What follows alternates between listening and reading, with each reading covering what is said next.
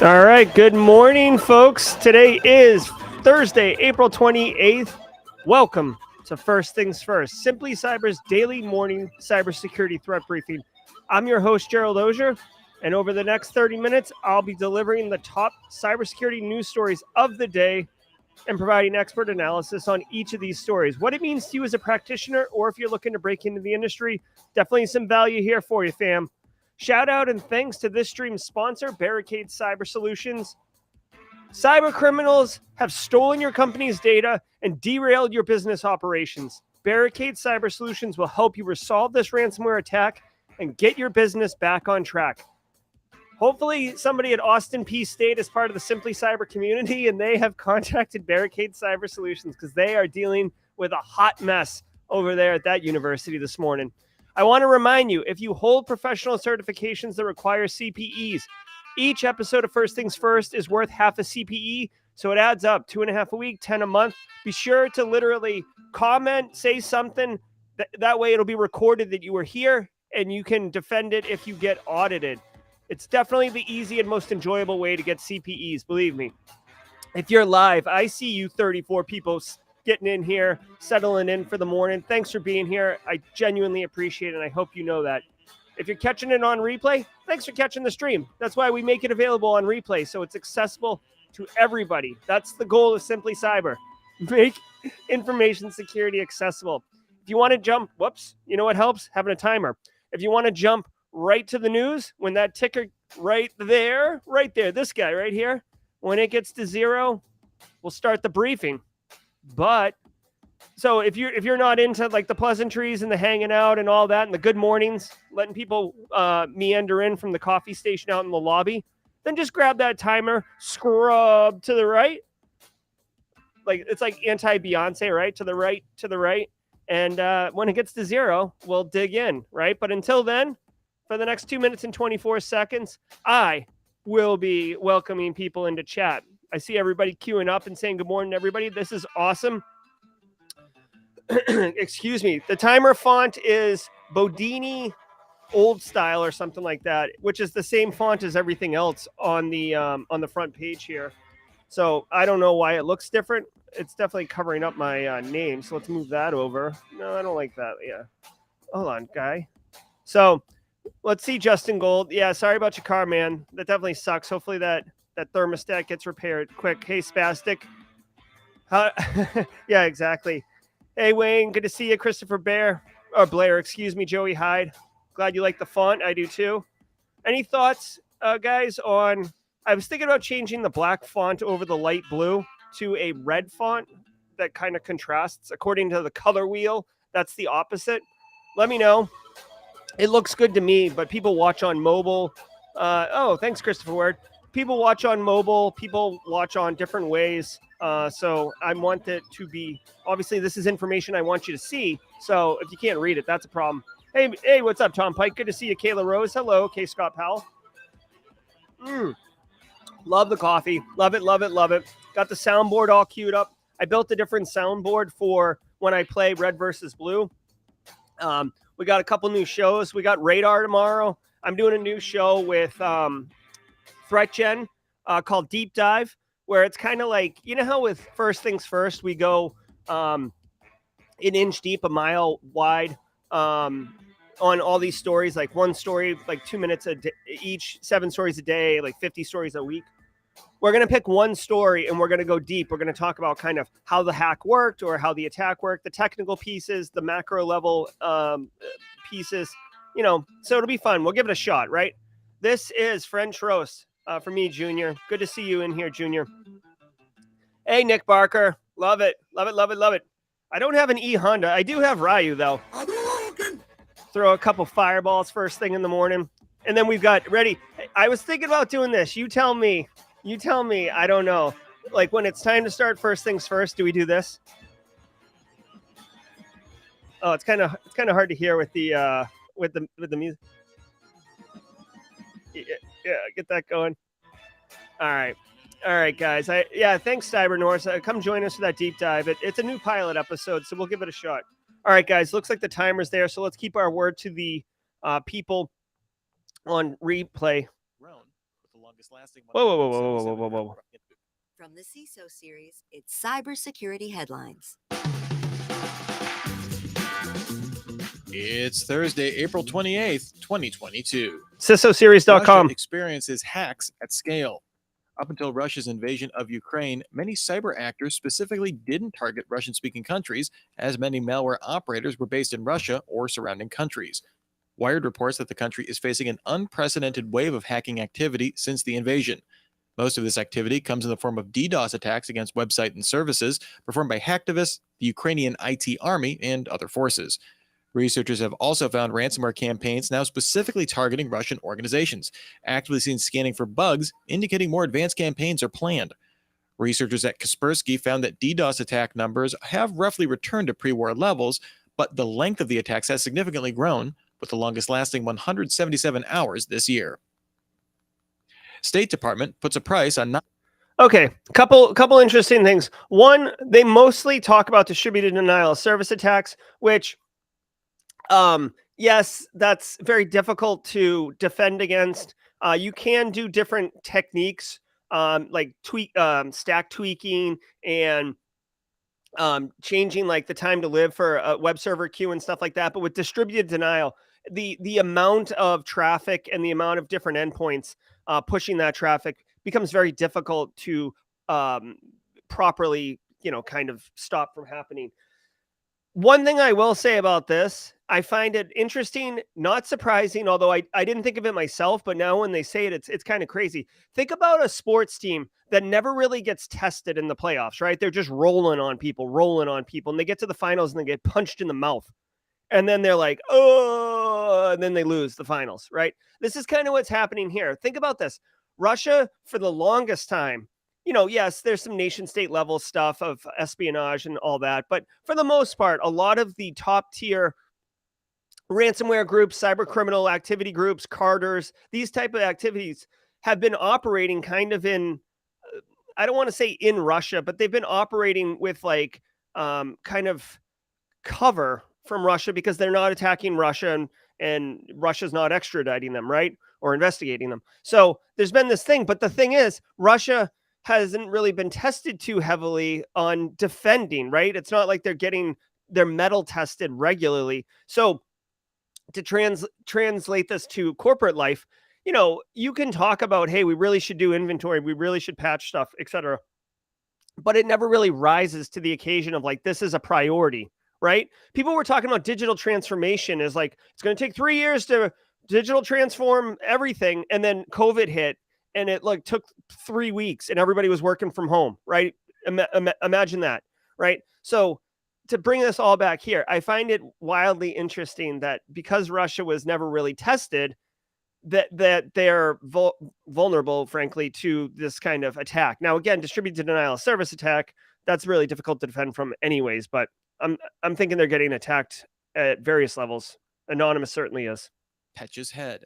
The State Department announced it's offering a $10 million reward for information leading to the 6 Russian intelligence actors responsible for the now infamous malware. This reward comes as part of the Rewards for Justice program. While it's explicitly focused on NotPetya actors, the reward can also apply to any person who, while acting at the direction or under the control of a foreign government, participates in malicious cyber activities against U.S. critical infrastructure. Since launching in 1984, the Rewards for Justice program has paid out over $200 million in rewards and currently also has bounties out for REvil and DarkSide ransomware groups.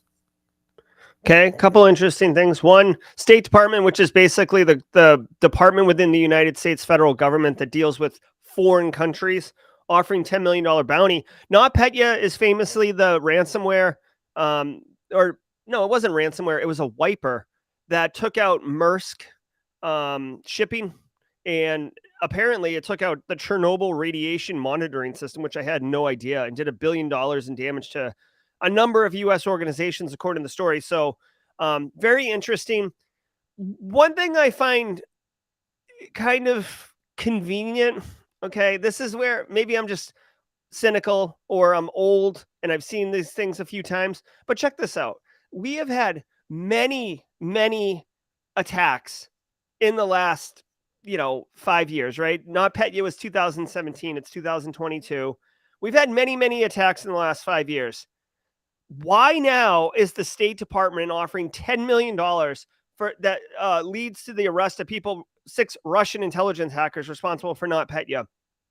It seems very targeted, right? Like this Russian-Ukrainian war is happening, and now it's escalated to like, oh, we can't directly intervene, but we can do this kind of judicial law enforcement to get to these advanced skilled cyber actors on the Russian intelligence side.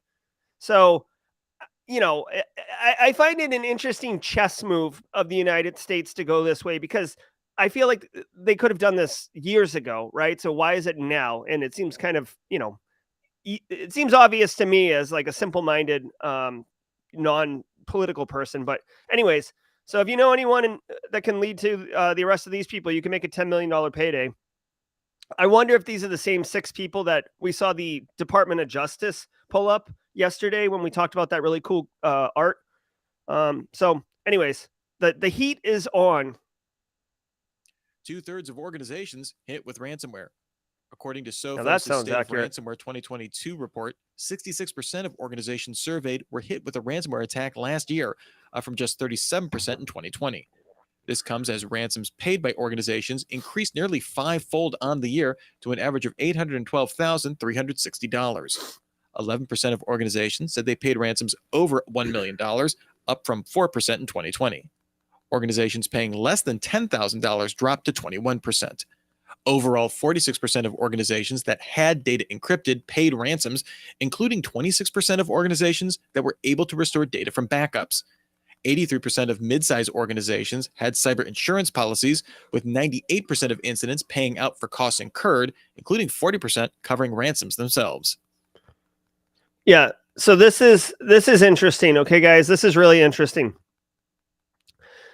Okay, a couple things. One, yes, this sounds much more accurate, right? 66% of organizations hit in 2021. Think about that. It's not just, you see all these stats like, oh, hey, like 90% of organizations suffered a cyber incident last year. Yeah, you can like wrap that up with like, Carl got a phishing email, cyber attack. It's like, bro, like we should pump the brakes on how we're collecting this data and reporting on it. But ransomware hits 66% in 2021. That's unmistakable. That means 2 out of every 3 organizations, which I'm assuming is in the United States. It doesn't qualify here. Oh, hold on. Survey of 5,600 across basically all the major continents. Okay, so this is even a more interesting study. 5,600 is a huge data set. That is huge. And it's international, which makes the data more, rigorous and valid. So this is cool. This goes ahead and further identifies that ransomware should be like one of the top 2, if not the top 1 threat that your organization should be planning for. Like when we do a risk assessment, right? Where's my punch-in?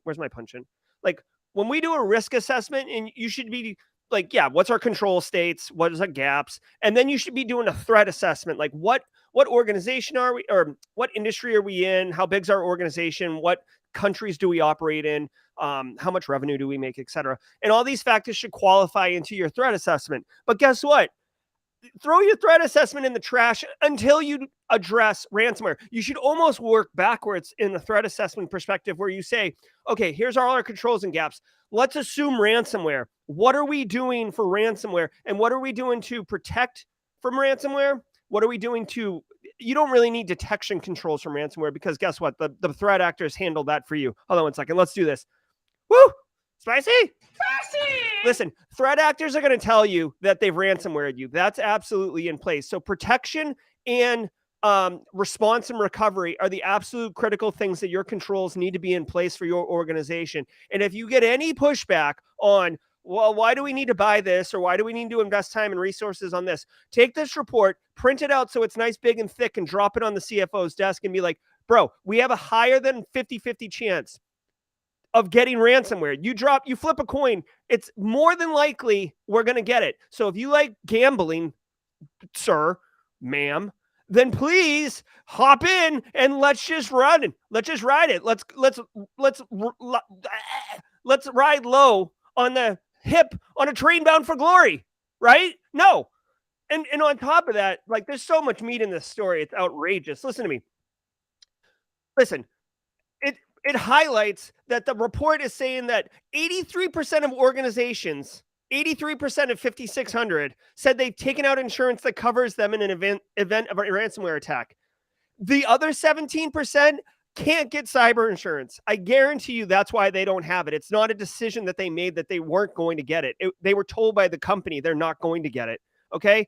And then, by the way, look at this telltale 90%, 98%. So basically all of them, the insurers paid all or some of the costs incurred, including 40% covering the ransomware payment, right? This is the reality. And by the way, guys, this is why threat actors are attacking the crap out of organizations with ransomware. It's almost guaranteed payment.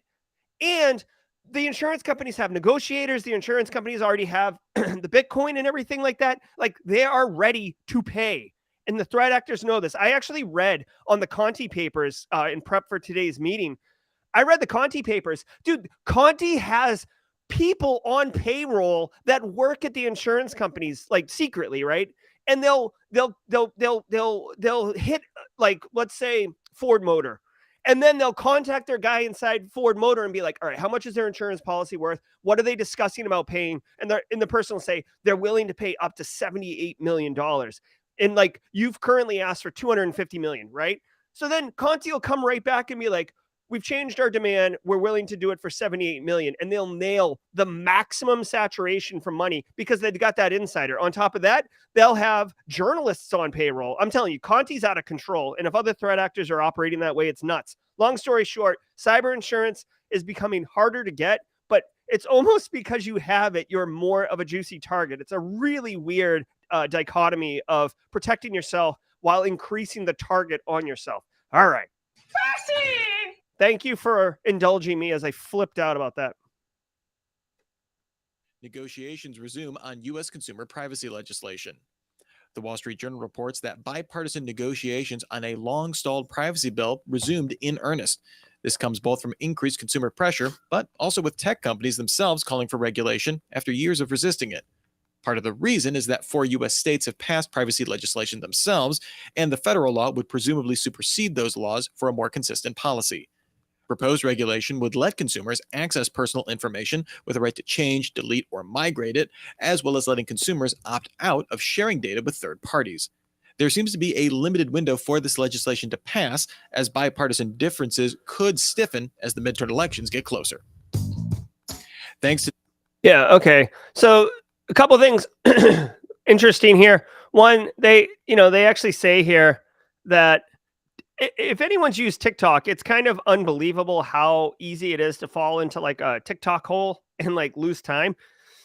According to this caption, TikTok tracks even how much time you linger over a piece of content and uses that to give you more content of similar interest that you might follow. I've only dabbled in the TikTok, so I'm not a TikTok expert, but their algorithm is pretty good. And that's what it's saying there. Now, the European Union has gone light years ahead of us as far as privacy regulations. Some states, notably California, who had the first privacy regulation, I believe, are making efforts at making privacy law for citizens.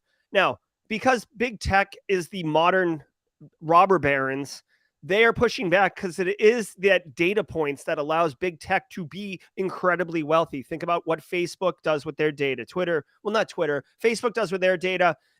Amazon does with your data. Like, just as a quick aside, think about like all of the product that are Amazon basic options. Do you think Amazon is just randomly picking products and making Amazon basic versions? No, they're literally using all the data that you're providing about what you're most likely to buy, like comparison shop and stuff. And then they make that product just like the popular product, except they make it cheaper and then they win. Okay. So there's a lot of stuff with privacy. I'm happy to see that there's movement on a federal privacy law. There's probably a lot of money and a lot of lobbyists that are going to push back on that. And that's unfortunately part of the problem of the US federal government and lawmaking process. But, nothing's perfect. So it's good to hear that we're moving forward with at least exploring privacy regulation at the federal level. Today's episode.com. DJI pulls out of Russia. The drone maker said it will temporarily suspend business in Russia and Ukraine to ensure its products are not used in combat, calling it a statement about our principles. This makes DJI the first major Chinese firm to cite the ongoing conflict for halting sales in Russia. DD Global reversed its decision to suspend service in Russia and Kazakhstan after public backlash in China. Last month, DJI said it was aware of online footage suggesting the Russian military was using its products, but at the time said it was not able to confirm it. All right. Microsoft. What's not the story here is that a company is pulling out of Russia. We have seen that ad nauseum, right? Especially at the beginning of the conflict, like in early March, tons of companies pulled out, right? In fact, if you didn't pull out, you had to explain yourself, right? Like Cloud9, I think, didn't pull out, and people were like, Cloud9 must be evil. So what's the story here is that China has been allied with Russia as a country, right? China's definitely a first world power. Some people are talking about New World Order and stuff. So for China to pull out, it says China's DJI, but make no mistake, the Chinese government has heavy influence over the corporate world of China's business, economy. So for DJI to pull out is a big story. And it's interesting that they cite that they're pulling out, not because of the conflict, not because of sanctions or potential international global economy ramifications, but because Russia is using the drones as part of a weapon system to deploy munitions in some capacity. So basically they weaponize the drones. And they don't like that, and they've taken a stand. So I find it interesting. I would call it an interesting kind of wrinkle in the China-Russia allied front thing. So, I guess what we're going to see here is a story of more companies pulling out as China begins to distance itself, or a retraction that DJI has decided to resume operations in Russia. So I don't know. We'll see how that goes, but that's an interesting story. Not surprising that Russia was weaponizing those drones. Details Ukraine's hybrid war. According to a new report from Microsoft, starting just before Russia launched its invasion, 6 separate Russia-aligned nation-state actors launched over 237 operations against Ukraine. These attacks attempted to degrade the systems of Ukrainian institutions, as well as disrupt access to reliable information and critical services. The report also found that Russian cyber attacks were strongly correlated with military operations targeting civilian services and institutions. Of the destructive cyber attacks observed by Microsoft, over 40% targeted critical infrastructure sectors. The report also provides a timeline of all observed attacks, as well as common initial access vectors used by Russian attackers. The report is linked in our show notes.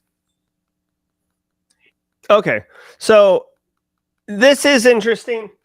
I appreciate this story. So one of the things that I said when the conflict started, and I said this in my my class, was I found it surprising because, guys, we talk about like the next world war, and it's like Cyber Pearl Harbor, and it's going to be fought in cyberspace, and all this other stuff. And then you watch this modern world war for it's world war with like small w. And it was a little bit of cyber attack at the beginning, but it's mostly been traditional warfare, kinetic, rockets, missiles, bullets, guns, guards, soldiers, tanks, marching on property, taking cities physically. And I said, I found it so strange that there wasn't more of a cyber attack, like stunning. Now, remind you, my information, my opinion, my analysis is based on the information I have made available to me. I do not work in Ukrainian government, right? So this story, I'm actually going to dig into this story. I don't know, this probably won't be, this would be a good deep dive, but it's not going to be tomorrow's deep dive. But it would be interesting to see what the data shows. Like now that Microsoft has data, maybe there was a much more coordinated and significantly impactful attack on Ukraine that just wasn't being reported on. So I don't have that information, and that might change my opinion of the capability of cyber as a weapon in a coordinated nation on nation attack. But I mean, based on what you're seeing, some of the resistance, the amount of time it's taken, the amount of soldiers and tanks and stuff being pushed. Like, it obviously did not disrupt to a point where it dismantled the Ukrainian military's capabilities. So I don't know, interesting story. And it makes you think that, I guess you can be resilient if there was a coordinated cyber attack. I know CIS has got shields up for the United States. So maybe this is like hopeful that even if there was a coordinated attack, the level of impact wouldn't be as big as the catastrophic, theoretical assessments that we come up with when we're talking about what is the impact of this. EU to open office in Silicon Valley. Politico sources say European Union officials plan to open the office to let it engage with large tech platforms that are increasingly operating under expanded digital regulation in the region, with the Digital Markets Act and Digital Services Act expected to be passed into law in the near future. The EU European External Action Service already has a delegation stationed in Washington, D.C., but this unit is mainly focused on foreign affairs. It's not clear when the office will be staffed and operational. European Parliament officials plan to visit Silicon Valley the week of May 23rd, with visits planned to Meta, Google, and Stanford. Yeah. Nice job, EU. Okay, so check this out. European Union, you know what this says to me, guys? The European Union is opening an embassy in Silicon Valley. Guys, this is a hot take. Okay, hold on. Is this? No, that ain't. Hold on. I don't want this one.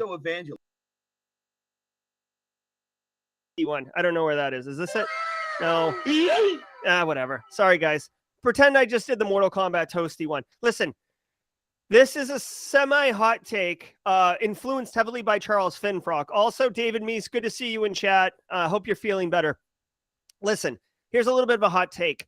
The traditional idea that used to be like national identity, patriotism, right? We can still all have that, but the concept of borders and how you represent yourself as an identity, all of that has changed as we've moved into cyber and technology and the dissolution of kind of boundaries and like with a little bit of Web 3.0 metaverse, right? So we are individuals. We are like the business of us, right? These influencers and all that, like TikTok, Instagram, they expand beyond borders. The tech giants, I'm getting to this hot take in a second.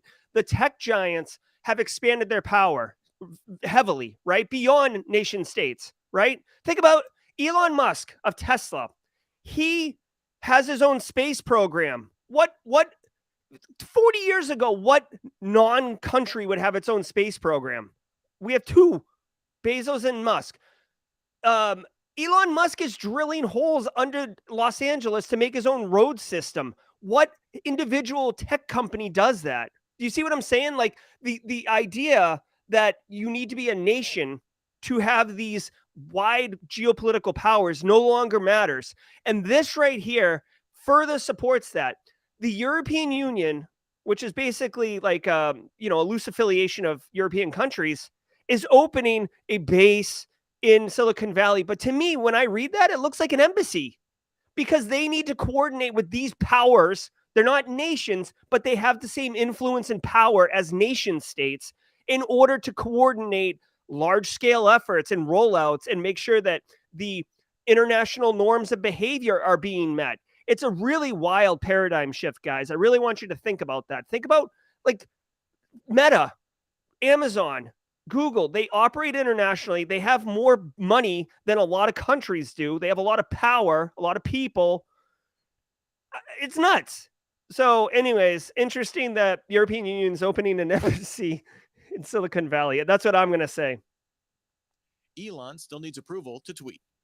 $44 billion can buy Elon Musk a lot of things. As of late, it bought him board approval to take Twitter private. Musk may soon own Twitter, but a federal judge denied his request to scrap a 2018 consent decree with the Securities and Exchange Commission, which requires Tesla's console to vet his tweets about the company. This settlement dates back to a tweet where Musk claimed to have funding secured to take Tesla private. In the appeal on the ruling, Musk said he was coerced into the deal by the SEC and that he never lied to shareholders. All right. So, I mean, basically, buying a company isn't like buying a loaf of bread. Like you don't just go in and buy it and now you own Twitter, right? It's going to take a couple, maybe 3 to 6 months in order to get all the paperwork, get all the money, get everything right, get the shareholders made right, move from public to private, et cetera, et cetera. And in that time, like if Elon Musk tweets like, you know, something salacious or whatever, something that would heavily influence the value, which by the way, he's got incredible influence. He could cause some problems, and really it wouldn't be fair from a market economics perspective. So he has to have his tweets vetted and approved, basically. Although there's already some talk about how even this morning he has violated that. I read that this morning. And now he's being investigated by the SEC, and now he's trying to say the fact that he owns it no longer applies, whatever.